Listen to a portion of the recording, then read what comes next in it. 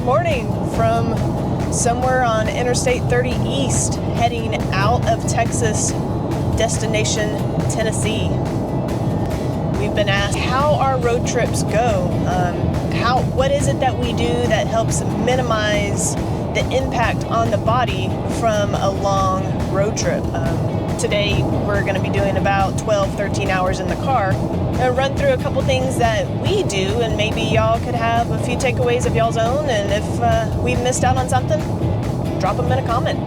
Yeah, we've been on the road since about 5 o'clock this morning. It is now 9:20 a.m. We're heading to Nashville. Normally we would drive straight through to the race location, and this location is Chattanooga. But we're going to stop off, spend an extra day with Colin and his wife, and then head down to Chattanooga tomorrow. But it's still a long drive, and there's still a lot of things that you need to keep in mind when you're traveling such distances. You know, we're lucky that it's the two of us, and we can get a good start in the day at the drive. So we try to start like at a normal time we would get up and not make it too early or too late, so that we can kind of go through the normal daily routine and that our bodies aren't jarred by some excessive times of day that we would be traveling or doing all of that impact. So we'll get into Nashville. It'll be about like evening time and go through our evening routine. But as we travel along throughout the day, we try to keep things as normal as we can, at least as far as the nutrition and the hydration are concerned. And Caitlin makes sure that that is taken care of for us. Yeah, so this morning we started off with one of our go-to breakfasts, which was Kodiak pancake sandwiches. I also packed our second breakfast, which we are about to have, parfait, Greek yogurt, granola, mixed berries. These two breakfasts are our go-to during the week, so we know that it really does well for our body, and we want to keep it as same as possible, so that's what we're going to do. Yeah, we definitely minimize and probably even eliminate the need to stop for any type of meals. The only thing that we'll do is when we pull into the gas stop, we'll make it like a one-stop shop. We'll get gas, we'll use the restroom, we'll top off our water, maybe get some coffee if we feel that we need some or want some. But other than that, everything that we need comes with us. We have the snacks, we have lots of fruit, we have some popcorn. We start, adding up the carbs a little bit because it is race week. Carbs and sodium for sure.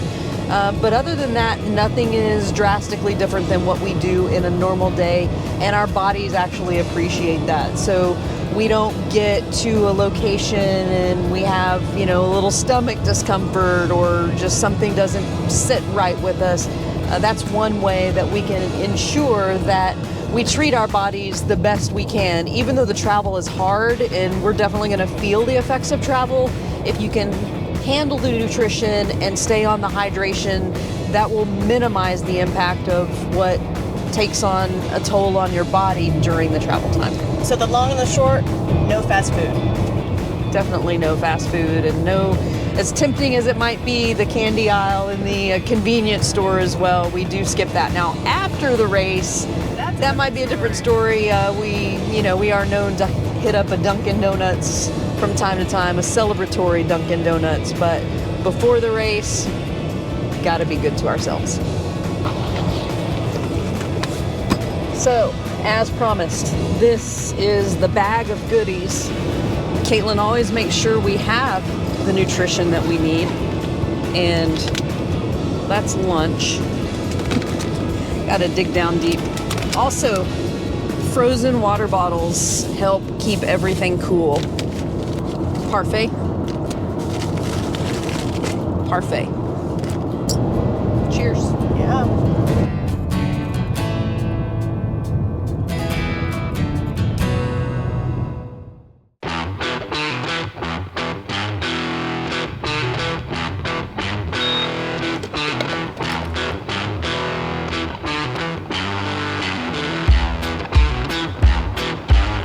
So we are now somewhere in Arkansas, well over the halfway point. We have made 2 stops, stopping about every 3 hours. At the time we get gas, we do our stretching and mobility, make the restroom stop, replenish any water or beverages. The last stop didn't have coffee though, so a little bit of a disappointment, but I guess it's not a bad thing to wean ourselves off of coffee at 1 o'clock in the afternoon.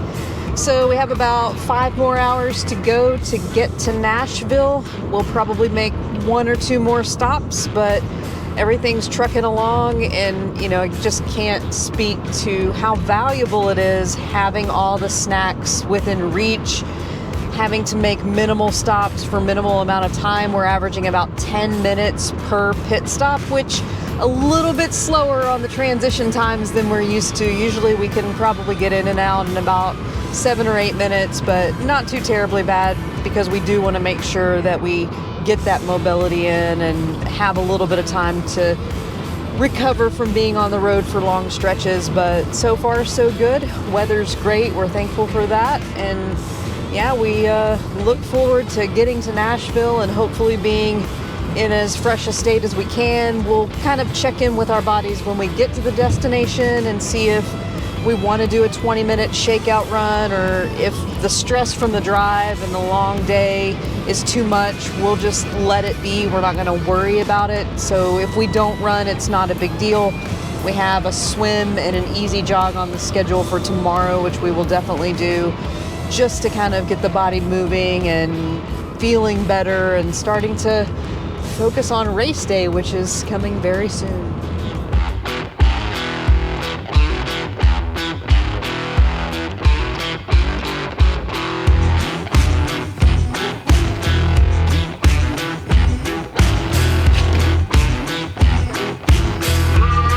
Mobility time. So do you have any particular mobility moves that you make a point to do when you stop for gas and restroom break, or do you just move the body? Nothing, no set plan, just get out and do. And if you look like a fool while you're doing it, well, you're never gonna see these people again, so.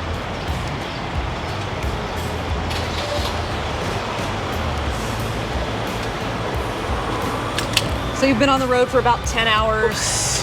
How's the body holding up? Do you have any particular things that you start to feel over the long distance drive? Not necessarily the body, just overall just kind of restlessness, just I try to kind of change my position in the seat, kind of move around as best I can, do little foot stretches in and out, do some of these, but I'd say the body's feeling good, just ready to be there. In addition to nutrition, there are some other things that you can do that are good for the body. One thing that I try to do, I'm not always the best at it, but is to wear compression tights and compression sleeves. That way, maybe the body doesn't swell just from being seated the entire time. Also moving around as much as we can when we get to stops.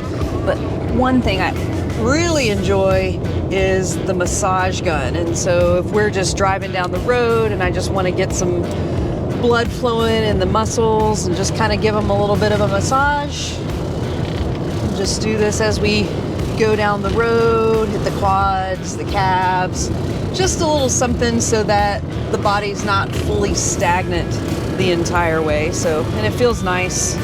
We get the neck and shoulders, but we'll definitely make a point when we get to the fuel stops to take some time and do some mobility. We probably get a few curious looks, but it's important to not let the body be pent up for so long and take advantage of every chance that we can move around, get the blood flowing, and shake things out.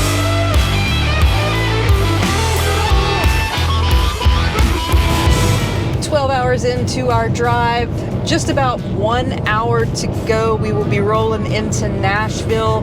We made 3 stops and I thought they were pretty efficient. We did really well. We made sure to get our mobility in. We stayed on top of our hydration. We've had quite a few sparkling waters in addition to our regular water. I've lost count at this point, but I didn't know you were counting. I threw some away at the last station. Sorry. That's okay. There's definitely more, but we've stayed on top of hydration and feeling pretty good. We did have an optional 20-minute run on the plan today if we wanted it, but I think it's kind of been a long day already. I think we need to let our bodies just kind of have that downtime. We'll probably do some light stretching, mobility when we do get settled at the house in Nashville. And tomorrow morning, we'll do a swim and a run, which I think is important to kind of move the body as soon as you can, but also not do anything too strenuous or too shocking, because the travel does add up and it does contribute to